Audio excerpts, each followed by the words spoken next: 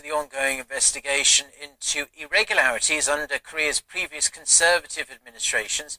Heavyweights from the former Park Geun-hye and Lee Myung-bak governments were supposed to come in for questioning by prosecutors scheduled for today. However, one of them, Representative Choi Kyung-hwan of the main opposition Liberty Korea Party, who served as finance minister under Park, said he is postponing the time of his appearance at the prosecutor's office, saying he has to attend the plenary session going on at the parliament for the budget vote.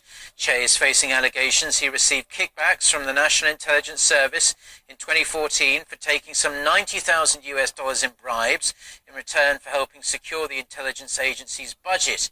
Now, another person of interest, Kim Tae-hyo, a former senior secretary for national security strategy under former President Lee Myung-bak, will be questioned today over allegations the military's Cyber Warfare Command attempted to interfere in the 2012 presidential election.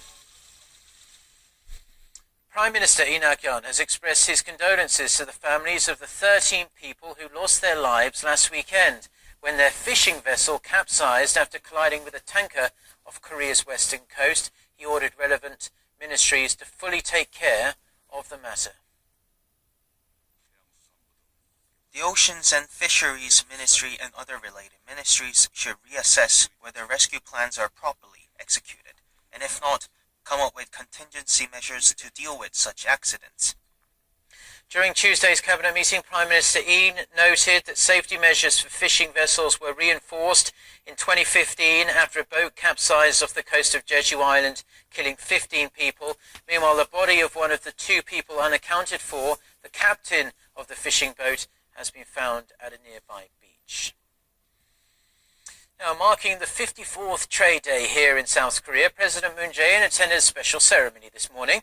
The president praised Korea's economic recovery, including its total trade volume exceeding $1 trillion for the first time in 3 years. He emphasized the need to create more jobs through increased exports, stressing that small and medium-sized businesses must cultivate growth through exports and pledge government support to help them do so.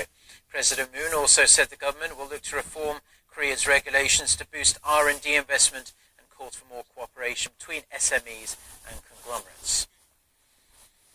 South Korea's central bank has released its preliminary data on the nation's current account for October. The surplus contracted sharply on months due to a decreased surplus in the goods account and an increased deficit in the service account. Kim Hae-sung with the details. South Korea's current account surplus in October only managed to hit $5.7 billion, less than half the $12.3 billion surplus recorded in September. Exports of goods fell to $44.4 billion from $54 billion, while goods imports dropped to $35.8 billion from $39 billion in the space of a month. The Bank of Korea attributed the drop to fewer working days in October due to the 10-day-long Chuseok harvest holiday. The service account deficit hit a record high of $3.5 billion in October, mainly due to a spike in the travel account deficit. During the Chuseok holiday, some 2.2 million Koreans traveled abroad, up nearly 20% on year, while the number of foreign visitors coming to the country slumped over 26% to 1.2 million. In particular, the number of Chinese tourists almost halved on year due to China's travel ban over South Korea's deployment of the U.S. THAAD anti-missile system.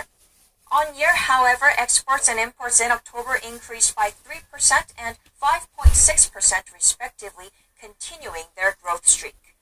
Kim Hae-sung, Arirang News. The United States has redetermined anti-dumping tariffs on Korean steel products, bumping it up by 4 times from the initial 10% to 40% in a period of just 1 month. The U.S. Department of Commerce has reported to the official Gazette that Washington is revising the result of a preliminary judgment on Korean-made steel and timber. This adjustment goes against its previous assessment made in October when it decided to impose anti-dumping tariffs on Korean exporters like POSCO. The Department of Commerce said it made a mistake in the process of calculating anti-dumping tariffs, saying they failed to convert US dollars to Korean won. The latest revision, expected to be a massive blow for Korea's major exporters, comes amid talks on revising the South Korea-US FTA. The finalized version will be announced by the Commerce Department next month. South Korea's smartphone data bills are the most expensive among the world's 41 major economies. This is according to the latest Digital Fuel Monitor report released by Finnish consulting firm Rewheel at the start of this month. The report measured the price of smartphone plans with at least 1,000 minutes of usage during November. Korea's prices were the most expensive at nearly $16 per gigabyte of 4G smartphone data, whereas the same amount of data costs less than 50 cents in Finland. Rewheel's report also highlighted Japan, Canada, and the US as having excessive data prices. Korea's smoking rate among men over the age of 19 is expected to fall this year, according to Korea's health ministry. Korea's cigarette consumption is forecast to decrease from 3.6 billion cigarette packs last year to about 3.4 billion packs this year as a result of non-price measures like graphic warning labels on cigarette packs